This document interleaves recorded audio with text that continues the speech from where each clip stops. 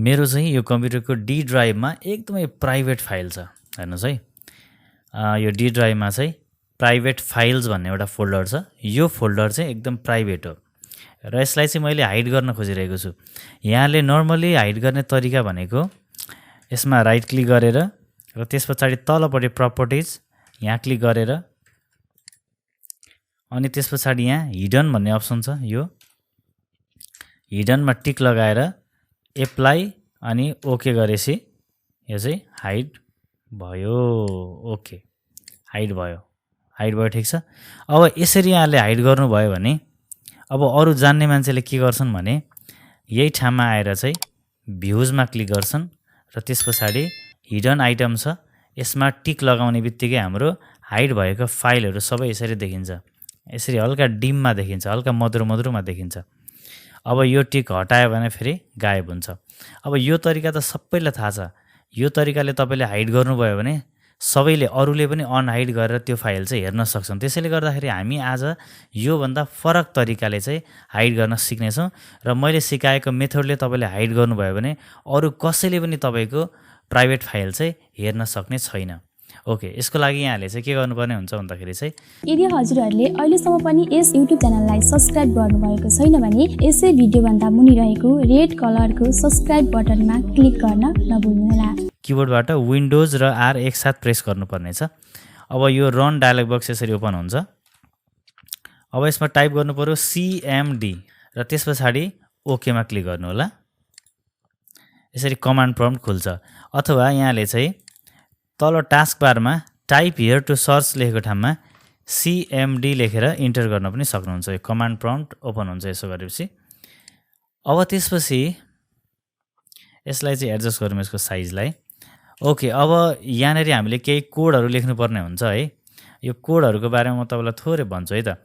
हामीले हाइड गर्नुपर्ने folder local disk डीमा छ है। अब यहाँनिर यसको लोकेसन के देखाइरहेको छ भने सी ड्राइभ देखाइरहेको छ। सी अनि कोलन भनेको चाहिँ सी ड्राइभ भन्ने हुन्छ। सी ड्राइभको युजर भन्ने फोल्डरभित्र अर्को डेल भन्ने फोल्डरमा अहिले हामी छौँ। अब त्यस पछाडि हामी जानु पर्यो कुनमा डी ड्राइभमा जानु पर्यो। हामीले ड्राइभ चेन्ज गर्नु पर्यो। यहाँको जुन प्राइभेट फोल्डर छ, प्राइभेट फाइल छ, कुन ड्राइभमा छ यहाँले डिसाइड गर्नु पर्यो त्यो चाहिँ। र त्यस पछाडि जुन ड्राइभ छ त्यो ड्राइभ यहाँ टाइप गर्नु पर्यो। जस्तै मेरो केसमा अहिले डी ड्राइभभित्र छ त्यसैले डी लेखेँ मैले। अनि त्यस पछाडि यो एल पछाडि सेमिकलन हुन्छ, यो सिम्बल JKL अनि त्यो पछाडि सेमिकलन हुन्छ। सिफ्ट थिचेर यो थिच्नु होला। यो भनेको ड्राइभको सिम्बल हो। अब यति गरेर एन्टर प्रेस गरेँ मैले। अब हाम्रो लोकेसन चाहिँ डी ड्राइभ देखाएको छ। अब यसमा एउटा कोड लेख्नुपर्ने हुन्छ ATTRIB स्पेस अनि अर्को फोल्डरको नाम जस्ताको तस्तै हुनु पर्यो। फोल्डरको नाम एउटा सिङ्गल वर्डको छ भने यहाँले यतिकै टाइप गर्दा भयो र एउटा भन्दा बढी वर्डको छ भने चाहिँ यहाँले इन्भर्टेड कमाभित्र चाहिँ यहाँको फोल्डरको नाम लेख्नुपर्ने हुन्छ। अब मेरो केसमा चाहिँ प्राइभेट फाइल्स भन्ने एउटा फोल्डर छ, त्यही भएर चाहिँ यो 2 वर्डमा छ, त्यही भएर मैले इन्भर्टेड कमा दिएँ र त्यस पछाडि PRIVATFILES फाइल्स लेखेर इन्भर्टेड कमा क्लोज गरेँ। ओके, अब तपाईँको फोल्डरको नाम जे छ त्यो टाइप गर्नु होला है त। अब त्यस पछाडि फोल्डरलाई हाइड गर्नको लागि +S space +H space +R लेखेर चाहिँ यहाँले जब इन्टर गर्नुहुन्छ, इन्टर गर्न साथ यो प्राइभेट फाइल भन्ने गायब हुन्छ है त। 1 2 3 मैले इन्टर गरेको छु। अब प्राइभेट फाइल्स भन्ने फोल्डर चाहिँ अटोमेटिक गायब हुन्छ।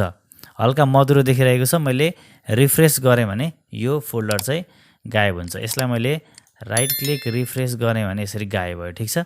अब यो फोल्डर चाहिँ यहाँले यो हिडन आइटमको टिक लगाएर पनि यहाँले चाहिँ भेट्न सक्नुहुन्न। ओके, अब यसलाई ल्याउनको लागि के गर्नु पर्यो भन्दाखेरि फेरि कमान्ड प्रम्प्टमा जानु पर्यो र त्यस पछाडि यसलाई अनहाइड कसरी गर्ने त। अब हामीलाई आवश्यक परेको बेलामा निकाल्नु पर्यो भने चाहिँ फेरि ATTRIB लेख्ने र त्यस पछाडि यहाँको जुन हाइड गरेको फोल्डरको नाम चाहिँ यहाँले बिर्सनु भएन। यहाँले त्यो फोल्डरको नाम बिर्सिनु भयो भने चाहिँ यहाँलाई गाह्रो पर्छ। त्यो भएर चाहिँ यहाँले नाम चाहिँ नोट गर्नु होला। PRIVAT प्राइभेट FILES फाइल्स लेखेर अब हामीले हाइड गर्नको लागि +S space plus H space plus R गरेको थियौँ। अब अनहाइड गर्नको लागि हामी minus H space minus H space minus R, अब यति लेख्छौँ। हाइड गर्नलाई प्लस र अनहाइड गर्नलाई माइनस। अब जब मैले एन्टर प्रेस गर्छु यहाँले यो पार्टमा यहाँले हेर्नु होला, यो फोल्डर चाहिँ के हुन्छ, अनहाइड हुन्छ। 1 2 3 एन्टर, मैले एन्टर गरेको छु। अब फोल्डर आएको छ यसरी। ओके, अब यसरी चाहिँ यहाँले चाहिँ कुनै पनि फोल्डरलाई हाइड अथवा अनहाइड गर्न सक्नुहुन्छ कोड युज गरेर। यहाँले स्टेपहरू चाहिँ बुझ्नु भएन भने फेरि पनि भिडियोलाई रिप्ले गरेर हेर्नु होला। यहाँले प्र्याक्टिस गर्नुभयो भने चाहिँ यहाँले सजिलैसँग आफ्नो प्राइभेट फाइलहरूलाई चाहिँ हाइड अथवा अनहाइड गर्न सक्नुहुन्छ। हस् त, यहाँलाई भिडियो कस्तो लाग्यो? यहाँहरूको सल्लाह सुझाव कमेन्ट गर्नुहोला र फेरि अर्को भिडियोमा भेट्ने बाचाका साथ आजलाई भने म बिदा चाहन्छु। हस् त, नमस्कार, ह्यापी ब्राउजिङ।